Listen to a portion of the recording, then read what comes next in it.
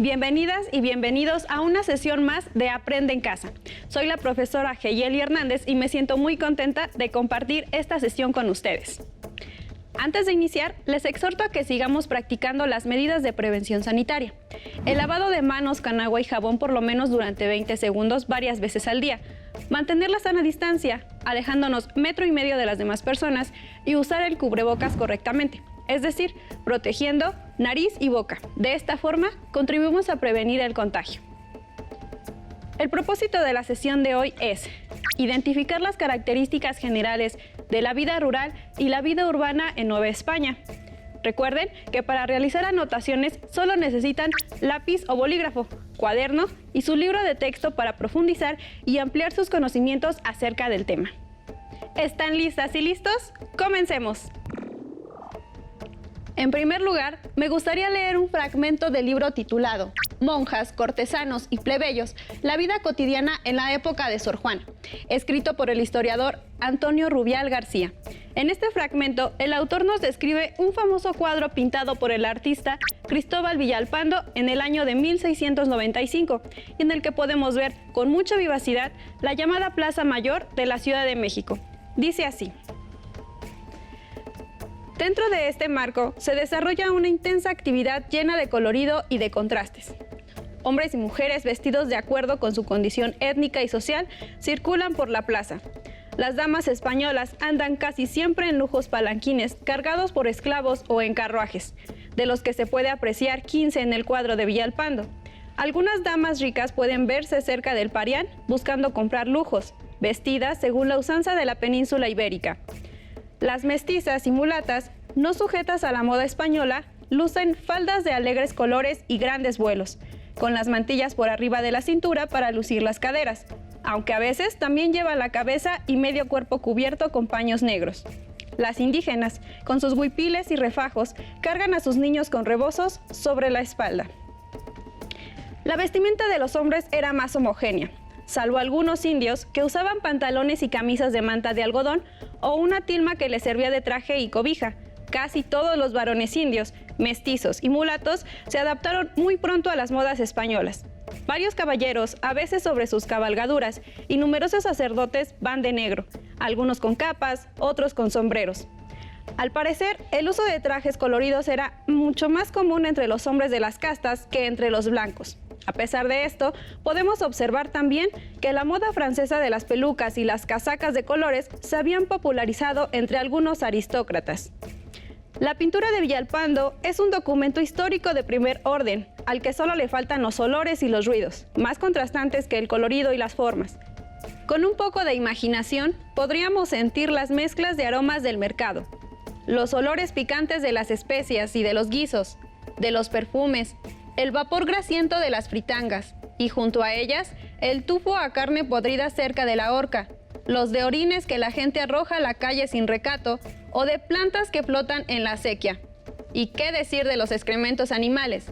Ajofrín cuenta que al anochecer se vienen del campo muchas vacas y se esparcen por las calles y plazas a pacer lo que encuentran, y luego que amanece se van paciendo al campo sin que nadie las gobierne. Imaginemos también el ensordecedor y agobiante repicar de las campanas y los gritos y regateos de los vendedores ambulantes. Escuchemos las picardías de los mestizos y los mulatos, las conversaciones en náhuatl, en angoleño, en baco, en castellano, o las coplas acompañadas del sonido de la guitarra. Oigamos relinchar a los caballos, ladrar a los perros, trotar a las mulas sobre el empedrado, silbar a los arrieros y las riñas de las marchantas o las oraciones gritadas ante las hornacinas que contienen imágenes de los santos. Hasta aquí la lectura. ¿Cuántos sabores, olores, colores y sonidos nos muestra esta pintura, cierto? Es solo un ejemplo de la dinámica capital novohispana, pero conozcamos más sobre la vida urbana y rural en este periodo. Tras la conquista y destrucción de Tenochtitlan en el año de 1521, la capital mexica quedó en estado de abandono por 3 años y solo algunos indígenas nahuas se mantuvieron habitando sus antiguos barrios. No fue hasta 1524 que esa zona se volvería a reocupar. En ese año, Hernán Cortés ordenó a Alonso García Bravo diseñar la capital de la Nueva España sobre las ruinas de la ciudad Tenochca. Con los años, esa ciudad se convertiría en la metrópoli que Villalpando plasmó en sus pinturas. Sin embargo, la Ciudad de México, centro político del Reino de la Nueva España, no sería la única urbe que se construyó en estas tierras durante los casi 300 años que duró el dominio español. La llegada de los europeos a América implicó la implantación de un modelo de ciudad que dejaría una importante huella que se puede apreciar hasta nuestros días. A pesar del considerable desarrollo de villas y ciudades españolas, es importante señalar que la gran mayoría de la población novohispana mantuvo su carácter rural, ámbito en el que también hubo ciertos cambios que se fueron dando durante el periodo virreinal. Como les mencioné, en esta sesión abordaremos tanto el mundo urbano como el mundo rural durante el periodo virreinal. Esto con la intención de conocer cuáles fueron las características de las ciudades y del campo en la Nueva España. No olviden anotar esta pregunta guía en su cuaderno y responderla al final de la sesión. Como han estudiado en sesiones anteriores, en el siglo XVI las autoridades civiles y religiosas del virreinato plantearon la organización de la sociedad novohispana a partir de una división básica, a saber, la existencia de una república de españoles y una de indios, las cuales debían vivir en sitios separados. Por esta razón, desde un principio se estableció que la Ciudad de México tendría que estar dividida en dos. El centro de la ciudad quedaría destinado a la población española, mientras que la población indígena se tendría que establecer en los alrededores de la ciudad, ocupando las 5 parcialidades indígenas. Para su construcción, se utilizó un diseño que apareció durante el Renacimiento en el continente europeo, conocido como damero. De esta manera, la ciudad se construyó siguiendo una cuadrícula compuesta por calles rectas y manzanas cuadradas en las que se encontraban los solares dados a los conquistadores para que construyeran sus casas. En el centro de la urbe se estableció una plaza central, donde se encontraba la catedral y los edificios de gobierno, tanto del gobierno virreinal como de la ciudad, además de una serie de edificios dedicados al comercio. La llegada de nuevos inmigrantes españoles a la Nueva España no se limitó a la Ciudad de México, lo cual implicó necesariamente el establecimiento de nuevas poblaciones destinadas a este sector de la población que no dejaba de crecer. Así fue como aparecieron urbes como Guadalajara, Valladolid, hoy Morelia, Antequera de Oaxaca, Mérida, Querétaro, San Cristóbal de las Casas, Durango, Zacatecas y varias más.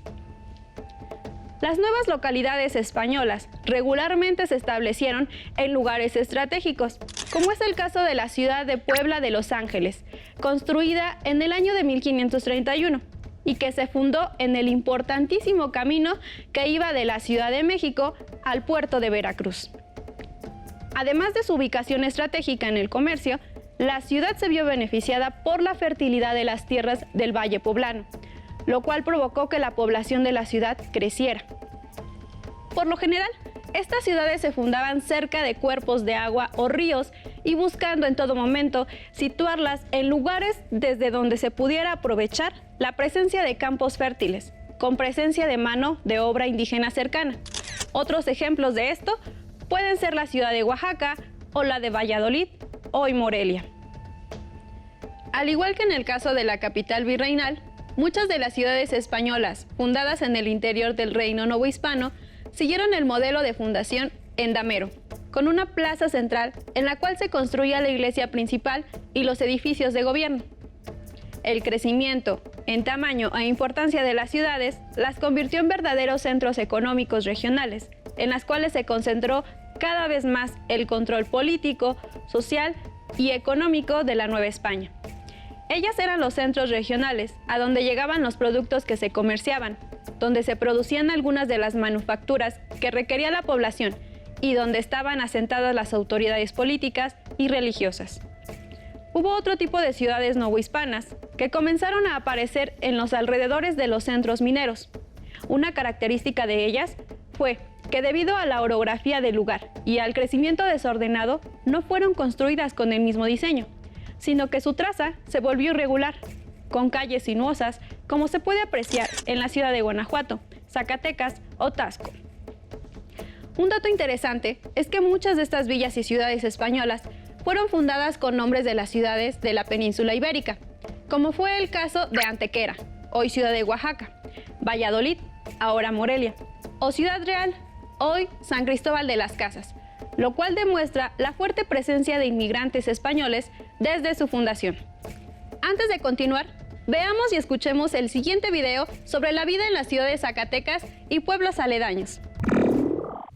Querido diario, ya tenemos un mes de vivir en la muy noble y leal ciudad de Nuestra Señora de los Zacatecas. Mis padres decidieron venir a la próspera ciudad de La Plata a expandir su negocio. Hoy se cumplen 243 años de la fundación de la ciudad. Los festejos se llevan a cabo al pie del Cerro de la Bufa y se cantan misas y vísperas a la Señora de los Remedios en la iglesia principal frente a la Plaza Mayor. Alrededor de esta hay palacios de estilo barroco con bellos ornamentos en las fachadas. Nosotros vivimos en la calle de la Caja, misma que conduce al Camino Real de tierra adentro. El día de hoy recorrí en carruaje el centro de la ciudad, donde viven los dueños de las minas, los comerciantes, los hacendados y los miembros de la nobleza. Habitan grandes casonas y palacios de cantera rosa, en cuyas fachadas hay escudos de armas familiares. Este día nos llevamos una gran sorpresa, pues conocimos la casona de la Condesa de Valparaíso. En la planta baja se encuentra la pulpería, lugar donde venden telas, velas, comida, bebidas y otros productos. Hay un segundo patio de servicio con cochera, caballeriza, corral, pajar y las habitaciones de la servidumbre masculina. Entramos por el portón de los carruajes al primer patio central, donde hay un jardín y una fuente de agua limpia. En una parte de la planta alta, todo se encuentra rodeado por corredores que comunican a la sala principal o estrado, al salón de juegos, al comedor, a la capilla, a la cocina y a la repostería. Dicha distribución permite que los espacios estén bien ventilados. Además de ser un sitio de convivencia, es un lugar de reposo, pues ahí están ubicados los dormitorios de la familia y de la servidumbre femenina, el cuarto de escribanía, el gabinete y los vestidores o tocadores. Entre la planta baja y la alta, en el entresuelo, se ubican el despacho y la habitación de los huéspedes. Me di cuenta de que en la limpieza y mantenimiento de esta casona interviene un gran número de sirvientes. En este tipo de casas se muestra el lujo con muebles de hechura europea, adornos de plata y oro, biombos importados de Asia y alfombras del Medio Oriente. Un pequeño comerciante, amigo de mi padre, nos platicó que vive en una de las llamadas casas medias, donde se combinan espacios para la vida familiar y el trabajo. En su interior existe un patio, la caballeriza, el comedor, la cocina y todo lo demás. La cocina solo cuenta con un fogón. En el patio tiene cultivo de hortalizas, flores y árboles frutales, animales de cría y una letrina. Debido al ingreso que obtiene, cuenta con camas con colchones, varias mudas de ropa y cubiertos para comer. Hoy, mi hermano y yo acompañamos a mi madre a dar caridad al barrio donde viven indígenas, mineros, cargadores y macheteros. Un gran número de personas habita en pequeñas viviendas de una sola planta, que están construidas principalmente de adobe. También habitan bajo escaleras, pasadizos, pasillos, covachas, cuartuchos y patios interiores de otras edificaciones. En estos espacios, los habitantes duermen, comen y trabajan, es decir, hacen todas sus actividades, Además, poseen pocas pertenencias, entre ellas unas cuantas mudas de ropa que son heredadas.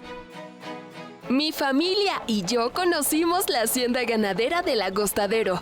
Cuenta con la casa grande donde reside el dueño de la hacienda, una capilla, los edificios para la producción ganadera y la tienda de raya. Ahí se les paga a los trabajadores libres y se les vende o fía productos. También tiene la calpanería, es decir, el lugar donde se ubican las viviendas de los peones y esclavos. Chozas que ellos mismos levantan con materiales como adobe, paja, carrizo o varas. Creo que la hacienda se construyó pensada como una pequeña ciudad. Ahora puedo decir que conozco los espacios más íntimos de la sociedad zacatecana. Las casas de los nobles, de los indígenas, de los trabajadores y de los esclavos, las cuales son un reflejo de las diferencias y organización de las ciudades. Con el tiempo, estas ciudades y villas fueron creciendo, en parte gracias a la llegada de mestizos e indígenas. Estos grupos sociales, sumados a los esclavos africanos o asiáticos que pudieran tener las familias más pudientes de cada localidad, propiciaron que las ciudades llegaran a ser sitios con una variedad étnica y cultural mucho mayor que los pueblos de indígenas. No todas las ciudades novohispanas fueron fundadas por españoles. Por un lado, existieron algunas que se originaron en antiguos señoríos indígenas con población indígena, como fue el caso de Tlaxcala o Pátzcuaro. Por el otro lado, como parte del esfuerzo por colonizar y pacificar el norte de la Nueva España, algunos grupos de indígenas, principalmente tlaxcaltecas, fundaron poblaciones en la Gran Chichimeca, donde se dedicaron a la agricultura o ganadería.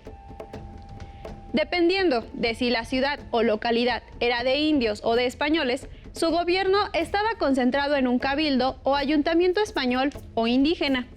A esta corporación le correspondía administrar las finanzas de la ciudad, otorgar permisos para que se establecieran los comercios, garantizar el abasto de alimentos para la población, crear o mantener la infraestructura necesaria para la población, distribuir los predios entre los vecinos y organizar las milicias armadas en caso de necesidad. Los cabildos estaban organizados a partir de las figuras de los alcaldes, que se encargaban de fungir como jueces, los regidores encargados de la administración municipal y los alguaciles que estaban a cargo de ejecutar los actos judiciales. Todos esos puestos gozaban con ciertos privilegios y eran ocupados por personas de la misma ciudad durante un periodo determinado de tiempo. Para entrar al cabildo había que ser electo, en un primer momento por los vecinos de la ciudad, es decir, españoles o indígenas, según fuera el caso. Sin embargo, conforme avanzó el periodo virreinal, la regla cambió para que solo los miembros del cabildo pudieran votar, lo cual permitió la concentración del poder en ciertos linajes y sectores de la población. Gracias al desarrollo de la economía novohispana durante los siglos XVII y XVIII, las ciudades comenzaron a florecer, dando lugar a una gran cantidad de obras arquitectónicas. La construcción de iglesias, conventos, edificios de gobierno y casas de notables fue el testimonio más evidente de la importancia política, social, económica y cultural que las ciudades tuvieron durante el periodo novohispano. Ahora bien, no hay que olvidar que, a pesar de la aparición y crecimiento de las ciudades, la Nueva España no dejó de ser un territorio eminentemente rural, en el cual la mayor parte de las personas vivía en pequeños pueblos o rancherías que se dedicaban a la actividad agrícola o ganadera.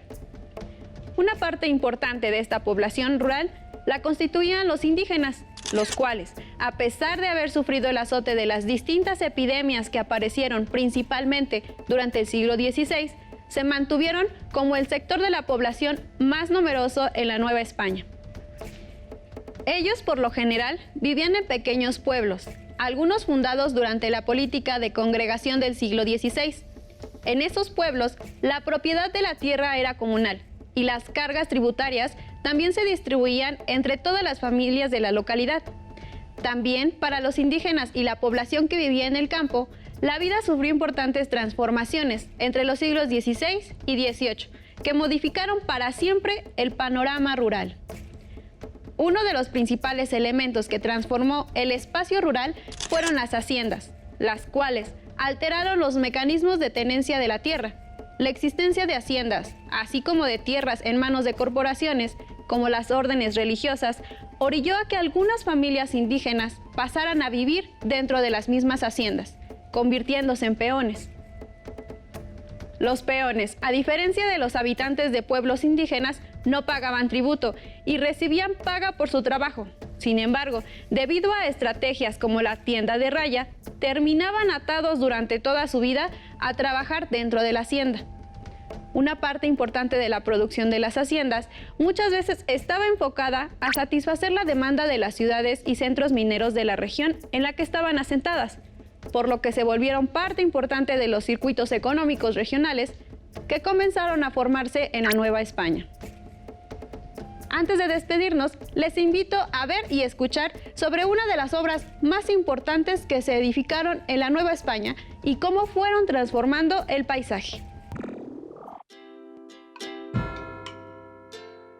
¿Que te cuente mi historia? Bueno, yo nací en España, en un pueblo llamado Tembleque, en tierra de Toledo, y me hice padre franciscano. Por entonces corría la noticia del descubrimiento del Nuevo Mundo. Yo estuve más que puesto para embarcarme e ir a predicar la palabra de Dios a las tierras conquistadas. Para mi espíritu aventurero, eso fue un regalo, cruzar el mar océano por varios meses.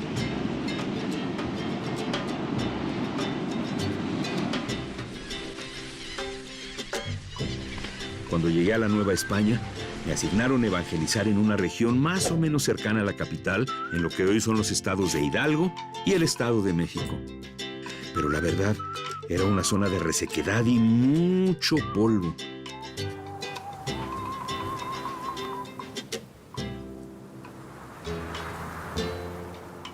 Casi no había agua, crecían pocas plantas y los indígenas que habitaban por aquí padecían mucho por el agua escasa.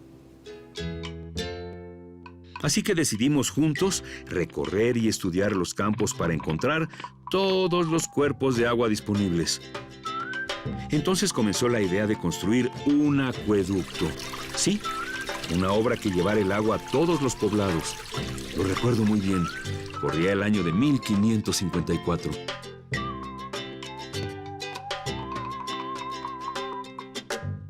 El acueducto inicia de una serie de 7 manantiales al pie del Cerro Tecajete y cruza los poblados de Zempoala, Nopaltepec, Ajapusco y Otumba.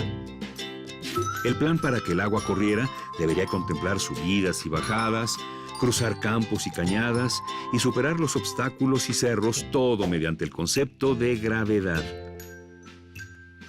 O sea, que solo a través de un diseño de inclinaciones muy precisas pudiera correr el agua a través de 42 kilómetros que tiene el acueducto. Algunas veces el agua tenía que cruzar por debajo de la tierra, otras al ras del suelo, y otras más tuvimos que construir arcos de grandes dimensiones. En total, los maestros indígenas constructores levantaron no 1, ni 3, ni 7, sino 137 arcos.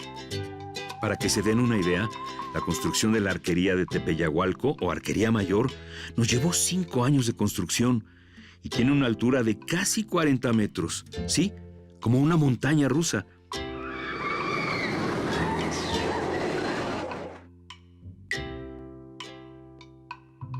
¿Que cómo pegaron la construcción? Con un pegamento muy especial. Tierra, baba de nopal y piedras. Sorprendente, ¿no? En total, esta obra nos llevó 17 años de construcción. ¿Te imaginas? 17. Pero valió la pena porque así pudo llegar el agua a toda la región.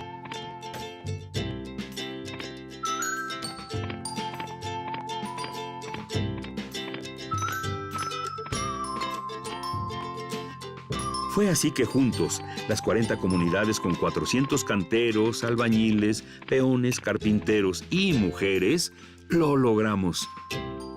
Y por supuesto que 4 siglos después de que esta obra fue construida y es reconocida como una obra maestra única, tenemos que cuidarla para compartirla con toda la humanidad. ¿Por qué no les propones a tus papás y a tus abuelos un día de campo para venir a conocer el acueducto del Padre Tembleque? Estoy seguro que te va a impresionar. Hemos llegado al final de la sesión, pero antes de concluir, les propongo que lleven a cabo el siguiente reto. Dibujen en su cuaderno u hoja blanca el centro de su localidad. Localicen en el dibujo la iglesia mayor o la catedral, así como el palacio de gobierno o el edificio del ayuntamiento. ¿Qué traza tiene? ¿Qué elementos de las ciudades novohispanas conservan? ¿O conserva alguna característica por edificarse cerca de minas o haciendas? Para apoyarse, pueden retomar la pregunta guía. ¿Cuáles fueron las características de las ciudades y del campo en la Nueva España? No olviden que también pueden consultar su libro de texto de historia. Listo, terminamos. Pero aún nos queda mucho por explorar y descubrir. Así que nos vemos pronto aquí, en Aprende en Casa. ¡Hasta la próxima! Si tienes dudas o necesitas ayuda, llama al Centro de Apoyo Pedagógico a Distancia. El número de teléfono para secundaria es el 55 36 01 71 23.